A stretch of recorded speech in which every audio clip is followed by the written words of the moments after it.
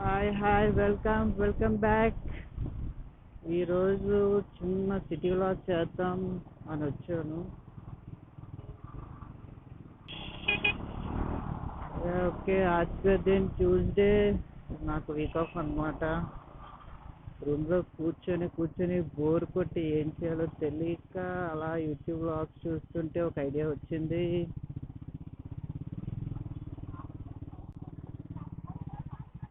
రీసెంట్గా గరిల్లా లాంచ్ అయింది కదా, రాయల్ ఎన్ఫీల్డ్.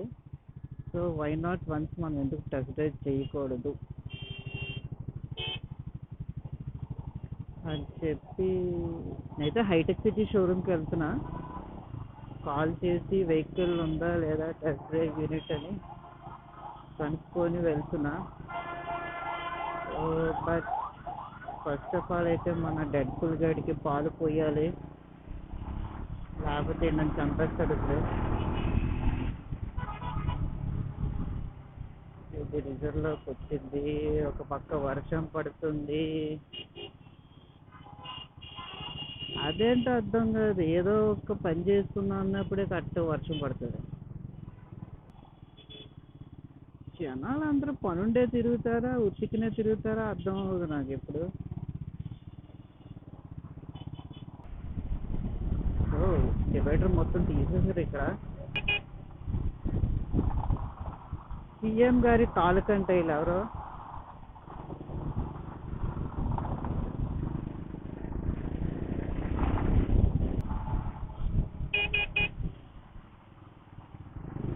బాబాయ్ బలి వచ్చాడు పక్కకి. ఉంటా, పాలు పోస్తాను, నీకు పాలు పోసేస్తాను. నువ్వు ఎక్కడ ఖాళీ ఉంది? ఎక్కడ ఖాళీ?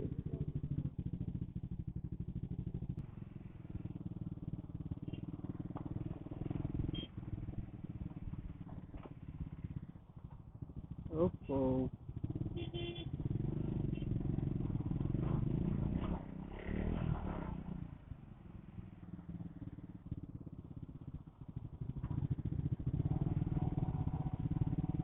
స్పీడ్గా పోవచ్చు, but it's not a legal way to go. మన ట్యాక్సీలు కట్టి రోడ్లు కట్టిన తర్వాత ఫుట్పాత్ ఎందుకు మనకి?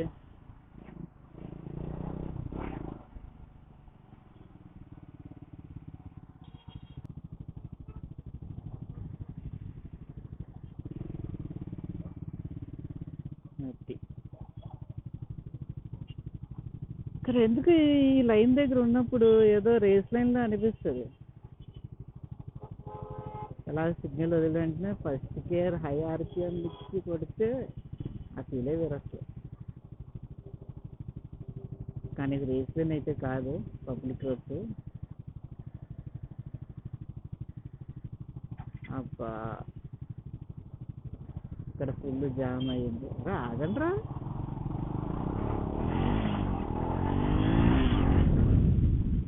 అందుకే రేస్ లైన్ అంటాను.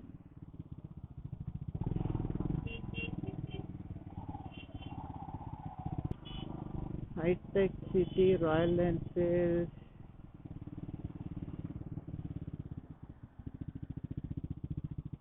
పార్కింగ్ ఎక్కడ?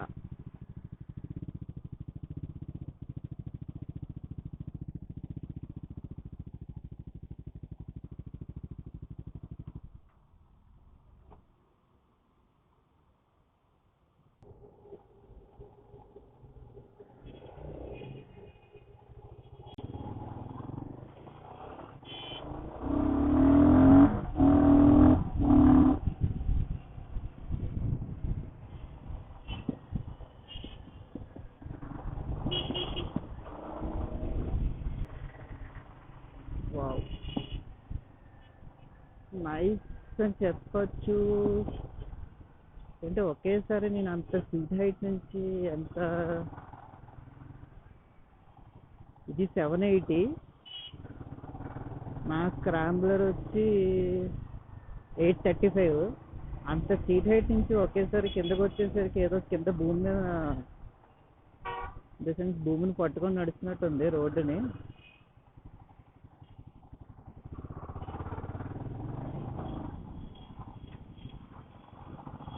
చూసి కదా సేమ్ పవర్ ఫిగర్స్ అయితే సేమ్ రాయల్ ఎన్ఫీల్డ్ 450 హిమాలయన్ లాగే 40 horse power 39.8 newton meter torque 40 horse power వచ్చి 8 ఆర్పిఎం దగ్గర వస్తుంది అండ్ 40 న్యూటన్ మీటర్ టార్క్ వచ్చి 5500 ఆర్పిఎం దగ్గర వస్తుంది.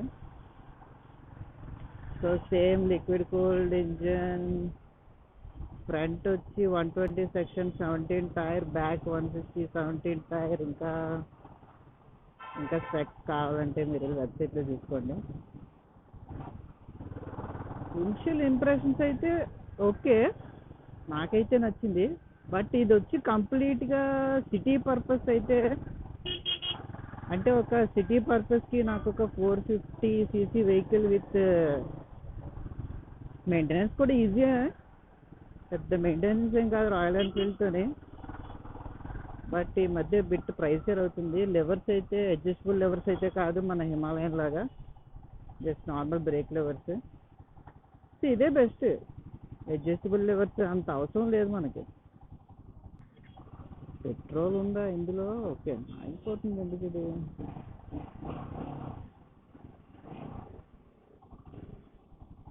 నైస్ అనే చెప్పాలి.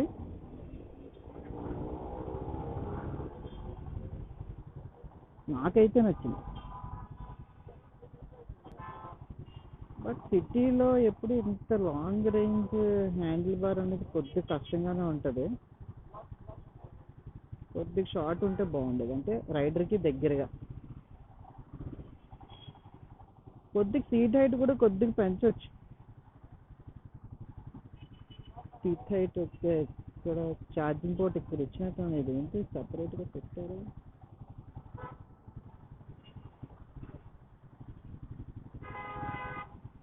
అరే వెళ్ళండి రా బాబు, వర్షం పడుతుంది. ఇంటికి వెళ్ళే లోపల తడిసిపోయేలా ఉంది.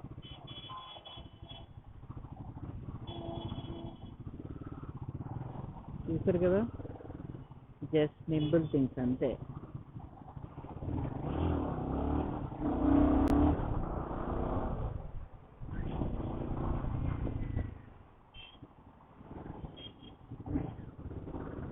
నాకైతే ఏదో BMW బైక్ మీద నుంచి టీవీఎస్ ఎక్సెల్ మీద కూర్చున్నట్టుంది నా బైక్ మీద నుంచి దీని మీద షిఫ్ట్ అయ్యేసరికి. వర్షం పడుతుంది, వర్షం పడుతుంది. వావ్, డిస్ప్లే చూడొచ్చు, ఆటోమేటిక్ డిస్ప్లే. ఫ్లైఓవర్ కింద వచ్చేసరికి డిమ్ అయింది. బాగా నైస్ ఫీచర్ అది.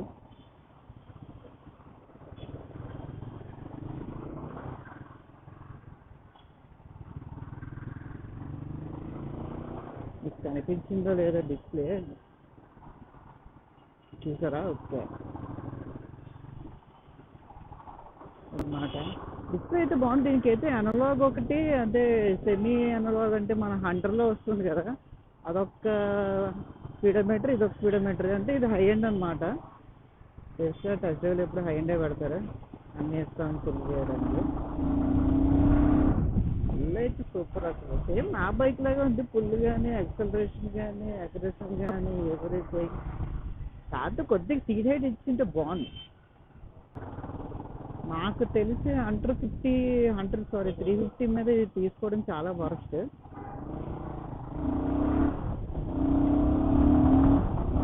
సిటీలో 350 cc-తోనే చచ్చిపోతున్నారు జనాలు హీట్కి. కాకపోతే హీట్కి ఇది లిక్విడ్ కూల్డ్ ఇంజిన్ కాబట్టి సిటీకి బెస్ట్ అని చెప్పొచ్చు. మైలేజ్ మరేమో మరి చెప్పలేము.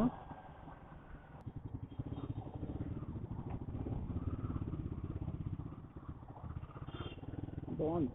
నా బైక్ అయితే అంత ఈజీగా నేను చెప్పలేము. ఉండడానికి 185 kgs ఉన్నా నాకు అసలు తెలియట్లేదు. చెప్పాను కదా టీవీఎస్ ఎక్సెల్లా అనిపిస్తుందని. ఇదొకటి ఎందుకు ఆగిపోతుంది అర్థం అవ్వట్లేదు. దీనికి ఇంకా అప్డేట్ చేయాలి కావాలి. నా అయితే స్విచ్ గేర్ చాలా వరస్ట్ క్వాలిటీ, ట్రయంఫ్ది. తెలుసు కదా మన లోకల్ బ్రాండ్. బజాజ్ హ్యాండ్ పడిన తర్వాత అలాగే వరస్ట్ తయారైంది. ఎందుకు ఎలా చేస్తారో అర్థం అవ్వదు. అలా కొద్దిగా చదువు నువ్వు బాయ్.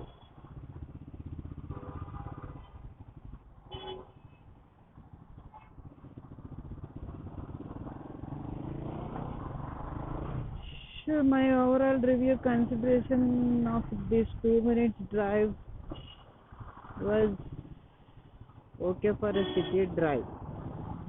నా దగ్గర ఒక 3 లక్షలు ఊరికే పడి ఉన్నాయి అంటే తీసుకోవచ్చు. హంటర్ మీద అయితే బెస్ట్ ఆప్షన్ అనుకుంటున్న సిటీకి. బట్ కంపేర్ టు 350 450 ఎందుకంత లిక్విడ్ కూల్డ్ ఇంజిన్ కాబట్టి బాగుంటుంది. ఎందుకంటే హంటర్ ఆయిల్ కూల్డ్ కదా, సో చాలామంది హీట్ ఫేస్ చేసే వాళ్ళకి ఇది బెస్ట్.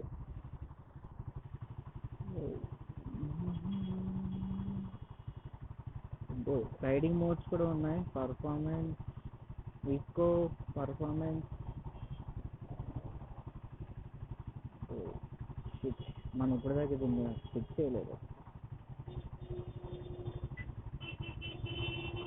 వచ్చి రైడింగ్ మోడ్లో పెట్టగానే డిస్ప్లే ఎలా చేంజ్ చేయండి. ఈకో మోడ్ ఇది. ఇంకేమన్నా riding mode ABS on and of ఉందా, ఫ్యూచర్ ఏంటనేది నాకు తెలియదు.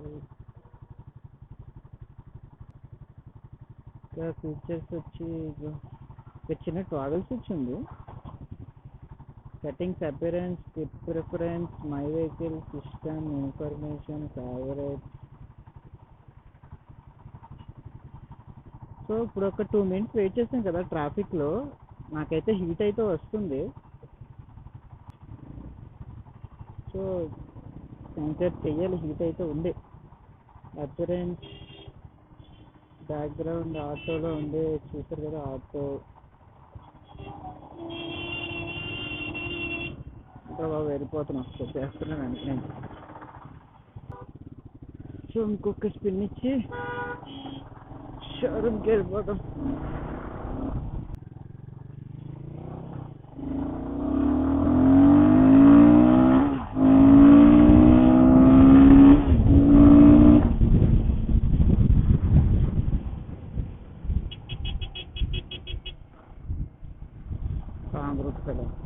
మారండి అస్సలు. ఇంకోటి ఇది గొరిల్లా అంటున్నారు కొంతమంది. ఇది గొరిల్లా కాదురా బాబు, ఇది గొరిల్లా చింపాంజీ కాదు, ఇది గరిల్లా. ఈ జియోతో స్పెల్లింగ్ స్టార్ట్ అయినా గరిల్లా అని పలకాలి. గరిల్లా. పుసుకున్నాడు దగ్గరికి వెళ్ళి గొరిల్లా అన్నారంటే ఫీల్ అవుతారు పాపం.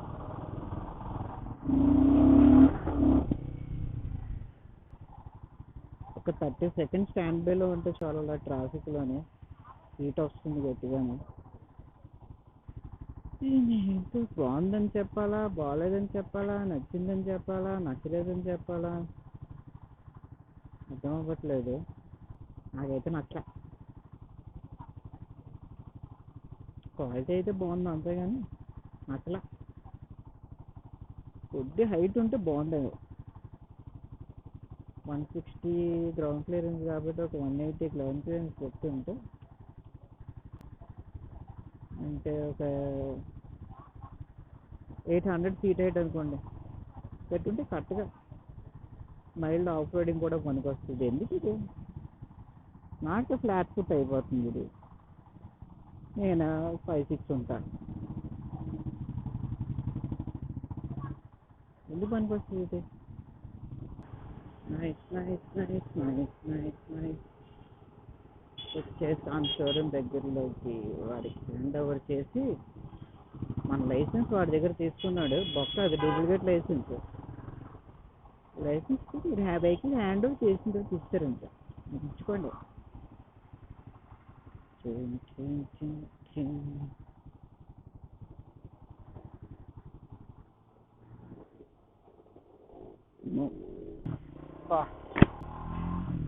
ఎంత కంఫర్ట్గా ఉందో అసలు నా బండి ఎక్కిన తర్వాత చెప్ప.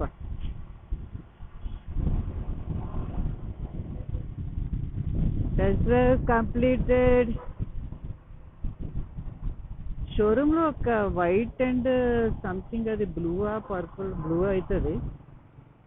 వైట్ అండ్ బ్లూ కలర్ చూసాక మీకు క్లిప్ పెడతాను చూడండి. దాని పెయింట్ క్వాలిటీ అయితే ఉంది నెంబర్ 1, ఏ క్లాస్ ఉంది పెయింట్ క్వాలిటీ. నాకైతే పెయింట్ క్వాలిటీ బాగా నచ్చింది. ఇదే ఉంది paint quality, worst paint quality.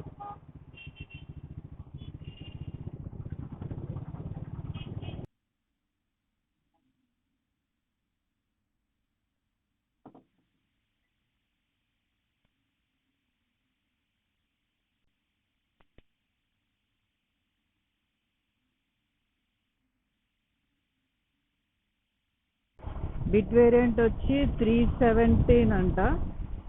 Mid వేరియంట్లో 2 colours, top ఎండ్లో 2 కలర్స్. మనం తీసుకెళ్ళిన టెస్ట్ డ్రైవ్ ఉంది కదా, అది మిడ్ వేరియంట్ అంట. యాక్సరీస్ వచ్చి హెడ్ లైట్కి గ్రిల్, సేఫ్టీ గార్డ్ అండ్ ఇంకేమున్నాయి, మిర్రర్స్, టూరింగ్ మిర్రర్స్ ఉన్నాయి. రాయల్ ఎన్ఫీల్డ్లో తెలిసిన వాళ్ళకి ఎవరికైనా రాయల్ ఎన్ఫీల్డ్ టూరింగ్ మిర్రర్స్ ఉంటాయి. ఆ టూరింగ్ మిర్రర్స్ యాక్సరీస్ అంతే, ఒక 3 యాక్సరీస్ ఉన్నాయి అంతే. వెల్కమ్ కిట్ అంట, అందులో మళ్ళీ 750 అంట. అందులో కీచైన్, మగ్గు ఇస్తారంట. ఏం చేసుకోవాలి వెల్కమ్ కిట్ అనేది? మీరు వెల్కమింగ్ ఇవ్వాలి కస్టమర్కి, దానికి కూడా 750 ఛార్జ్ చేస్తున్నారంటే సార్ హెల్మెట్ ఇచ్చినాక ఇస్తారన్నారు. అంటే బేసిక్గా నాకు లేడీస్ ఏమంటారు అడ్వైజర్ మాట్లాడారు అనమాట. హెల్మెట్ ఇచ్చినాక ఇచ్చారండి. ఏం చేసుకోవాలి చెప్ప? హెల్మెట్, హాఫ్ హెల్మెట్ ఎలా అనలేదు. హాఫ్ హెల్మెట్ ఏం చేసుకోవాలి? గ్లాస్ కూడా ఇవ్వరు దానికి, ఎందుకు ఉపయోగపడుతుంది అని అడిగాను. సో లేదు సార్ ఇప్పుడు వైజర్ ఇచ్చించాను. సో అది ఏనా దీని మీద ఉన్న స్క్రాంబ్లర్ మీద ఉన్న కంఫర్ట్ దాంట్లో రాలేదు నాకు ఎందుకో. బేసిక్గా నాకు హైట్ అంటేనే ఇష్టం. కార్స్లో ఎస్యూవీస్ కానీ, బైక్లో స్క్రాంబ్లర్ కానీ ఒకటిరా గోళం. సరే కొద్దిగా జాగమని రా, కొద్ది వెల్డన్ గైస్. సరిపోద్దా కార్కి? ఇప్పుడు సరిపోద్ది. ఓ రెడ్ సిగ్నల్ జంప్ చేస్తాం అనుకోకండి, 3 సిగ్నలే.